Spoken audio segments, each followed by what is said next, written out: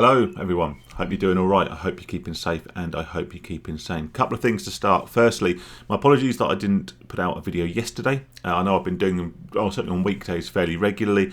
The reason was I did record one, and it's actually the topic I'm going to talk about today, but I watched it back and I really wasn't happy with the way I worded a lot of things. They didn't really represent what I genuinely believed or what I genuinely thought. I didn't script it, as I don't script a lot of my videos, and I think I kind of tried to make a point and almost tried too hard to make that point, so I was using language that retrospectively may not have accurately represented my opinions. Now, I don't ever claim to be an oracle, I don't claim to be an expert, and I do always say if you need help with your addiction or you need help in any capacity with your gambling, then what you need to do is look at the numbers below this video in the description, or search online for real professional help.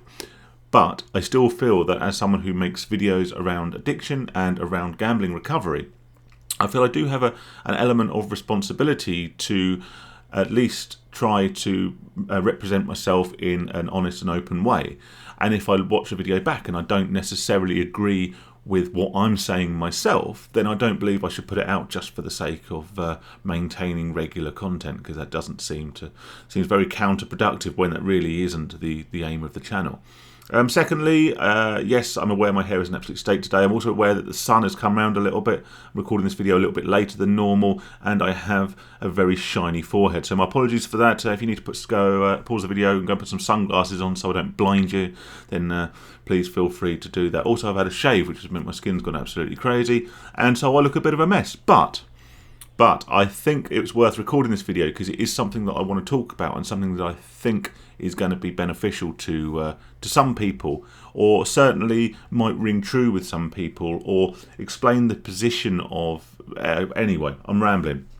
What I want to do is talk about money, and most specifically I want to talk about borrowing money and talk about lending money, and this is amongst friends and family. Now, as a gambler of many years, I had a tendency to borrow money, and that's not just from loan companies or payday loan companies or credit cards or whatever. I would borrow money from friends, I'd borrow money from family, I'd borrow money from acquaintances, and also, being a gambler and having friends who also gambled, I would also lend money. In fact, a lot of you might relate to this. If you are a gambler and you have friends who gamble or gambling friends, you often find you end up in a bit of a cycle where at any given time at least one of you owes at least another one of you money, and then one of you gets paid and gets paid back and then borrows money, and then you pay them back on payday, and you end up bouncing money around, kind of in a way just to sort of keep yourselves going, because you well, as gamblers, you're going to have good luck and you're going to have bad luck, and because the bad luck outweighs the good, you normally find there's a little bit of month left at the end of the money, and you lean on the same people month in, month out to help get through to the payday. And that's kind of what I want to talk about. I want to talk most specifically about a friend of mine, and I'm going to call him John. Now, I've known John for many years. We worked together, we used to go out to the pub together, watch sport together, and we did gamble together as well. We used to play the fruit machines in the pubs, we used to go to play the fob tees and have sports bets and all the rest of it, right? It's worth noting that John was a friend of mine who gambled. He wasn't a gambling friend, and I will take a slight detour from my topic to sort of just to clarify that. Now, I have friends who gamble, and I had gambling friends. Now, I think the easiest way to describe what I believe the difference to be is to talk about drinking buddies. Now, if you are someone who, like myself, likes to go to the pub, I used to go to the pub far too much. I hopefully have reined that in a bit now. But if you're someone who goes to the pub perpetually, you will find that you end up developing a group of drinking buddies, because whilst you have friends that you go out for a drink with, they're not always going to be available, and they might not want to go to the pub on a Tuesday night or Wednesday afternoon or whenever. So you start to make friends with people whose lifestyle falls in line with your own, rather than arranging to see your actual friends, at a mutually convenient time and doing something that is of interest to both of you. And the same can be said for gambling. I still have friends that I used to gamble with, but they are friends regardless.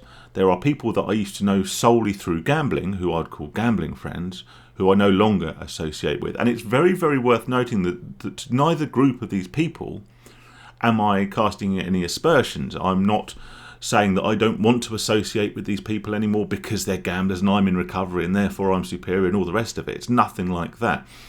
It's purely because our friendship was based almost certainly on a sole mutual interest or addiction, and not on anything more substantial that made it more deep and meaningful. So nothing that would actually cause us to form a lasting friendship beyond our association with gambling.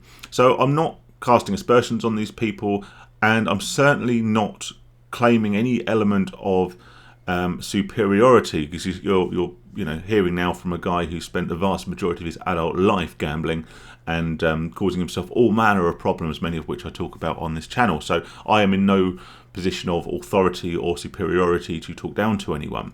In the same way that when I stopped going to the pub every day, there were certain people that I no longer saw. Some of them actually did become real friends, but it turned out that some of them are just people that you drank with because it was someone with whom you shared a mutual interest, and that interest was generally beer or the pub, and you find that was all you talked about.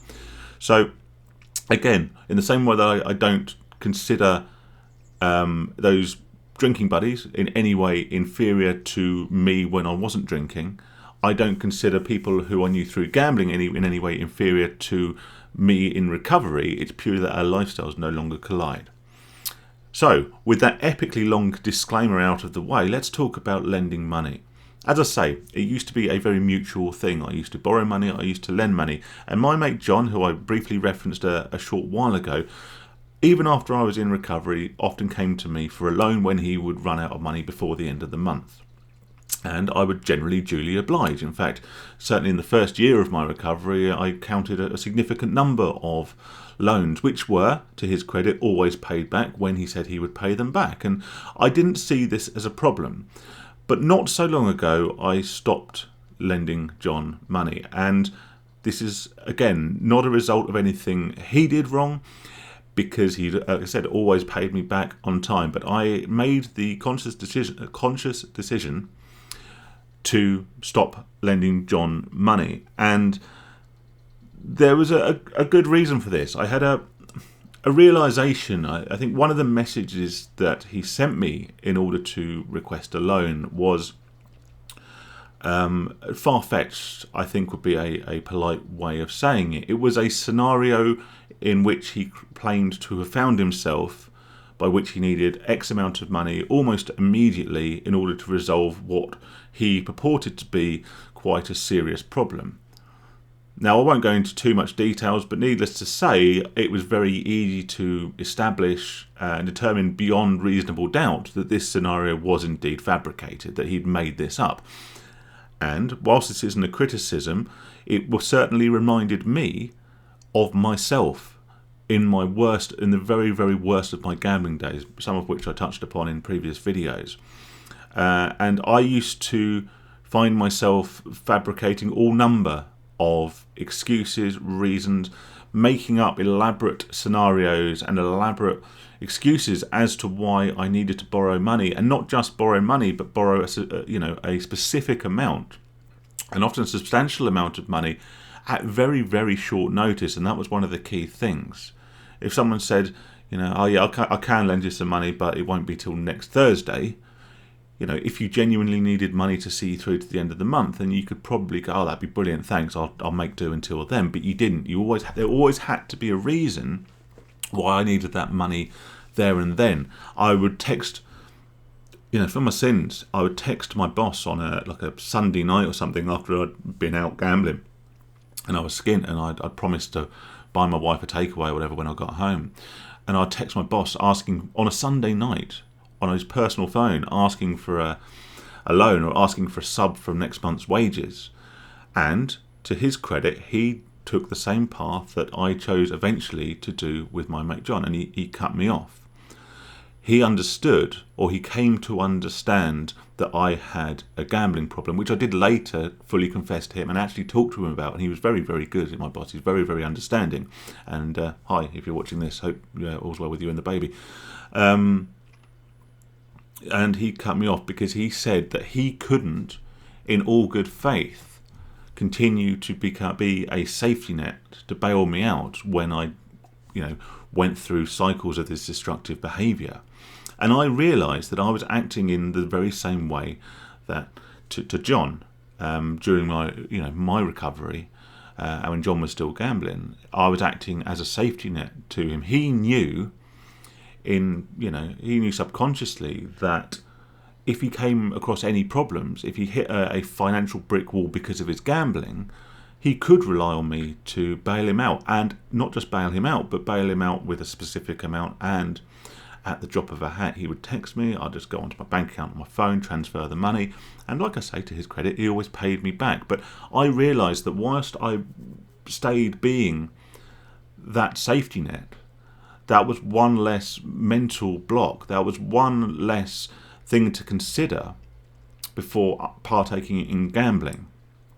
And whilst I don't claim to be any kind of moral compass, it wasn't that. It wasn't that, oh, well, I'm recovering, you're gambling, therefore I'm not going to fund your dirty, filthy habit. It was nothing like that. It was the dawn of realisation that I had used the same tactics, I had used the same group of people, I had used the same fabricated scenarios time after time after time to the people I cared about, the people I loved the most, and to people I had an obligation, like my boss.